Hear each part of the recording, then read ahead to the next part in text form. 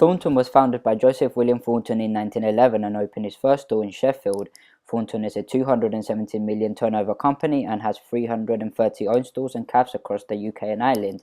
It employs over 3,000 staff. Thornton is now the largest independent chocolate and confectionery company in the United Kingdom and is also listed in the London Stock Exchange. Pest analysis.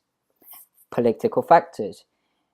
Importing policies have gotten tougher on companies, making them turn to fair trade cocoa beans, meaning most companies had to swap over suppliers in order to comply with the regulations and sticking to the fair trade markets. Also, some companies were found to have underage workers in the factory, so companies are more wary and more careful who they hire and why.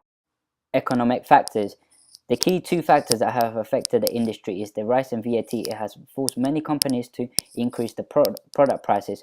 Also, it has forced other companies to start doing more promotions and discount prices. It has seen notable change and has forced people to even sell Easter eggs as little as £1. Social factors. A key issue is that 1 in 3 adults are predicted to be overweight by the end of 2012. Therefore, more and more people are turning to a healthy alternative. Also, the aging population of the UK is greater than any other country, meaning that the industry has become very reliant on the young population. Technology. Minto reports that 34% of consumers are actively avoiding sugar. Therefore, the industry is trying to develop artificial sweeteners such as isomalt and stevia. The development of these products promotes non-sugar products in order to target the health market. Also, the internet now provides a gateway for online selling, which is great for the industry in order to get their sales up. Environmental factors. The industry has come under great pressure to lower their emissions. Therefore, they are now seeking alternatives such as driving low-emission lorries to do all the deliveries, and also they are now using more and more recyclable products for their packaging, as well as lowering the amount of packaging they use. Legal factors. One of the key issues in the industry is now obesity. So companies are now forced to have proper nutritional labelings on the back of the products. Also, companies are now forced only to get the supply of cocoa beans from fair trade farmers, none other than that. 4 to 5 forces. Threat of new competition. Barriers to entry. Barriers of entry are high. This is due to the marketplace being led by big companies such as Kraft and Mars. Also, customers are very loyal to the brands and often decide to stick to their own brand instead of trying anything else new. Therefore, it is extremely hard to get into this kind of market. Bargaining power for customers. Taking into account that the chocolate confectionery market has grown 21% since 2006, and using the RFM analysis, we can see that the average person buys between 1 to 2 bars of chocolate per week, meaning that there's a high bargaining power since it's due to the customers and buyers who have made the chocolate industry grow. Threat of substitute products. There isn't really a substitute for chocolate since there isn't a product in the same category as chocolate. Other options do include sweeties and candies, but they are not as comparable as to chocolate. However, with that said, if chocolate continues to keep increasing in prices, it will mean that people will look to turn into these alternatives since they have no other choice.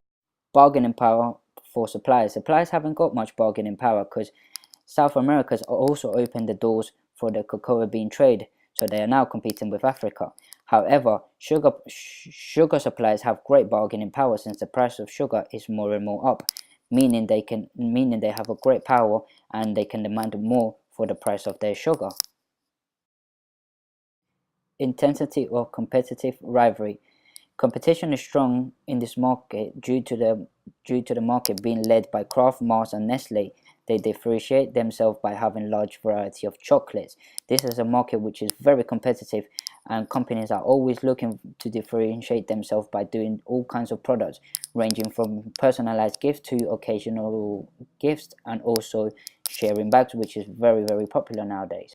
Internal audit. The marketplace. The chocolate confectionery market has grown 21% with a steady year-on-year growth of between 4 to 6% since 2006. The recession in 2008 had no negative impact on the chocolate, reaching at 3.98 billion in 2011, with a prediction of a further growth of between 5 to 6%, reaching 5.25 billion by 2016. Furthermore, the market is clearly dominated by Kraft, Mars and Nestle, as we can see from the chart below, leaving little room for own brand. What this graph here demonstrates is the key factors that influence people to buy chocolates. People decide to buy chocolates because of the is their favorite brand rather than chocolates that are on promotion or low cost.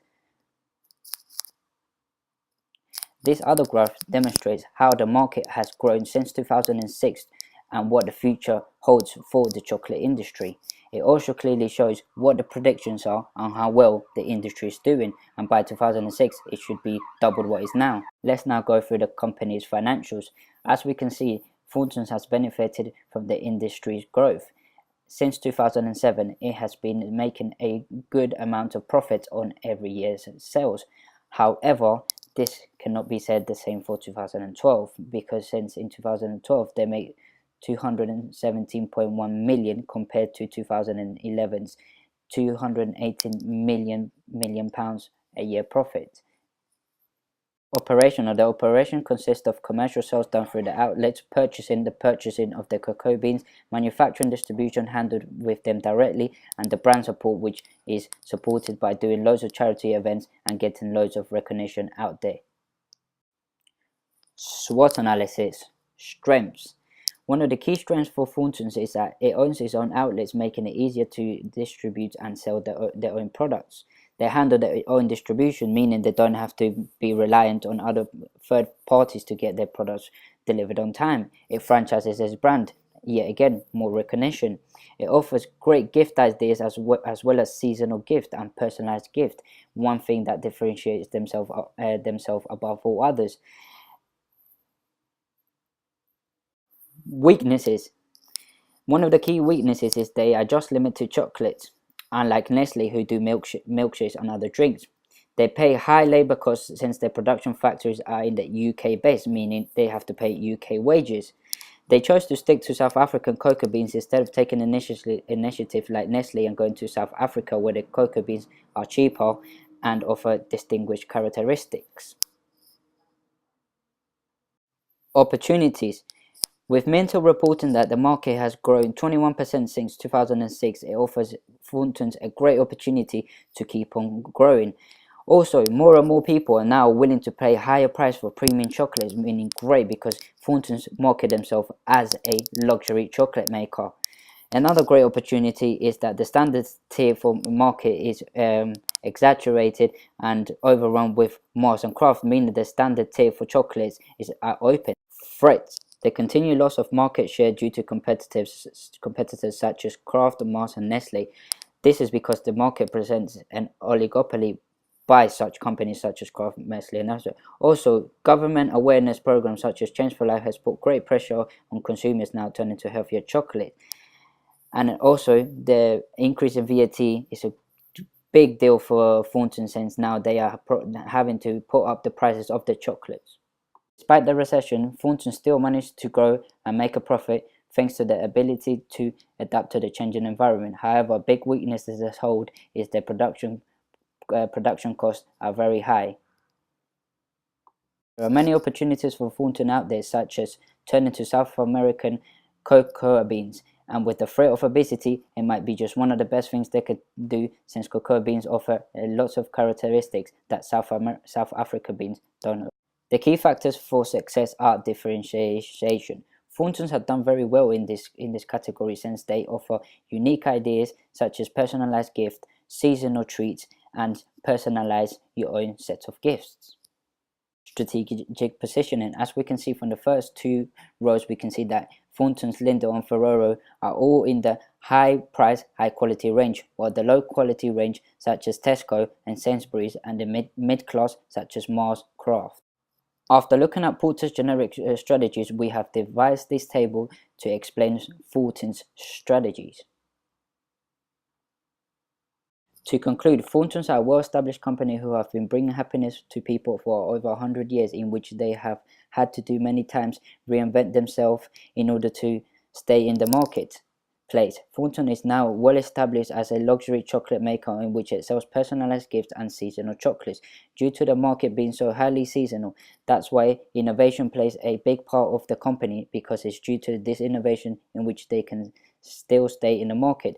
Thorntons has a tough few years ahead of them, since they are decreasing profits and are losing market shares. The best thing we would recommend for Thorntons is to close down unperforming stores, and target more supermarket sales.